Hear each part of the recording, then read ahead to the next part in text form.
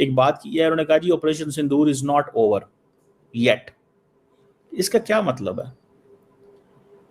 क्या इंडिया, ये वही स्टेटमेंट है जो प्राइम मिनिस्टर मोदी ने दी थी? खबर के मुताबिक भारत ने सिलीगुड़ी कॉरिडोर, जो कि इसके शिमाल मशरिक में है, वहाँ पे इजाफी दिफाई साजो सामान बशमूल राफेल जेट्स और S-400 एंटी मिसाइल सिस्टम। ये वही स्टेटमेंट है। और वो कह रहे हैं कि हम लंबे अच्छा, आज जो CDS बात कर रहे हैं वो बड़ी इंटरेस्टिंग है। वो कह रहे हैं कि हम लंबे कॉन्फ्लिक्ट में नहीं जाना चाहते। ये जो दोनों इंटेलिजेंस है, अब ये क्या कर रहे हैं, भारत और सऊदिया मिलकर दिफाई तरबियत, इंटेलिजेंस शेयरिंग और इंसदाद दहशतगर्दी, जबकि पाकिस्तान की अब जो है जब से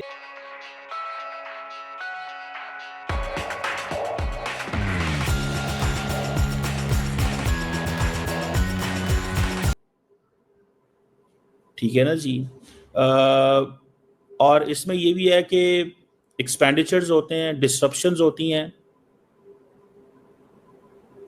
और जैसे हमने बालाकोट का देखा, ठीक है ना जी।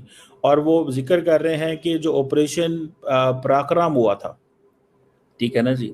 सो इंडिया ये समझता है कि इंडिया की ग्रोइंग इकोनॉमी है, और इस ग्रोइंग इकोनॉमी में फॉर एग्जांपल इस वक्त जो 2024-25 में फॉरेन डायरेक्ट इन्वेस्टमेंट है, that is $380 million in India.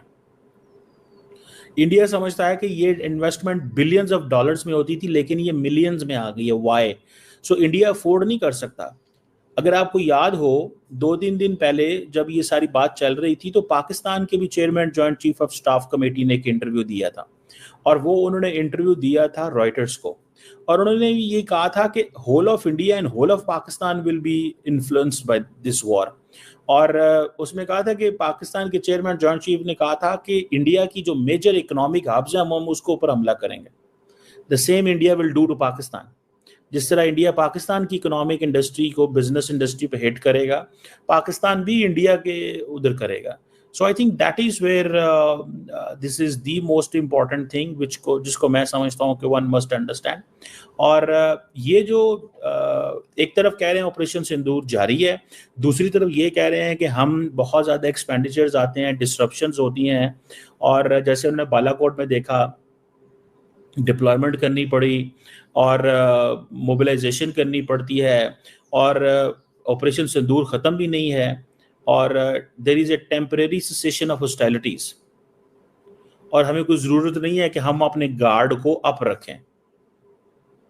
सो एक तरफ ये बात है कि वापस आ गए हैं सारे के सारे जो हैं, क्या नाम है उसका, जो मिलिट्री ऑफिशियल्स। अगर आपको याद हो कि पाकिस्तान के चेयरमैन जॉइंट चीफ ने कहा था कि इंडिया और Pakistan forces have gone back to pre 22 April. तो अगर प्री 2 अप्रैल पे हैं, तो ये वही बात कर रहे हैं चेयरमैन जो CDS चौहान साहब हैं। वो कह रहे हैं कि there is no need that we should keep the guard up. Guard up को रखने की कोई जरूरत नहीं है, क्योंकि उससे एक्सपेंसेस होते हैं। सो वो पाकिस्तान की साइड पे ये कह रहे हैं कि जनाब उनको बड़ा नुकसान हुआ है, ये हुआ है, वो हुआ है, एंड ऑल दैट। इसलिए उन्होंने फ़ोन उठाया और पाकिस्तान को कॉल की। देखें ये, अब देखें ये जो वो बात है जो पाकिस्तान जिस पे खामोश है। पाकिस्तान किस बात पे खामोश है?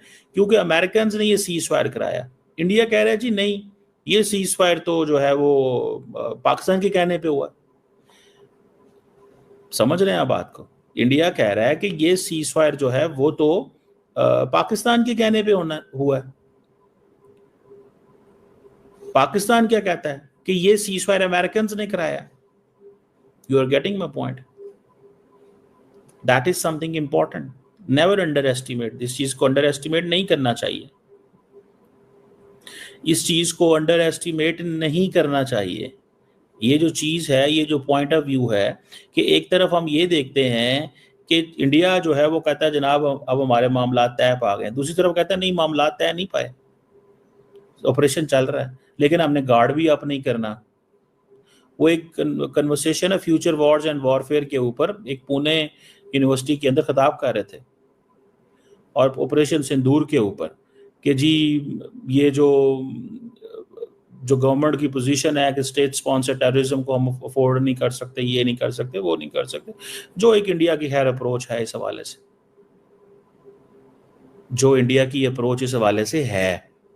So in my assessment, that is very important to understand this, that the government of India एक तरफ कह रही है कि ऑपरेशन सिंदूर चल रहा है, दूसरी तरफ कह रही है फौजें वापस चली गई हैं, तीसरी तरफ कह रही है खर्चा बहुत होना है, चौथी तरफ ये कह रहे हैं कि पाकिस्तानी जो है वो अपना लॉसेस उनके बहुत हो रहे हैं, पांचवी तरफ वो उन्होंने डेलीगेशन भेजे हुए थे, कुछ डेलीगेशन उनके वापस आ गए हैं. But there is so much going on, there is so much disruption, frankly speaking, disruption in the field of in every field. Her field में आपको डिसरप्शन नजर आएगी, आपको हर फील्ड में के अंदर डिसरप्शन नजर आएगी.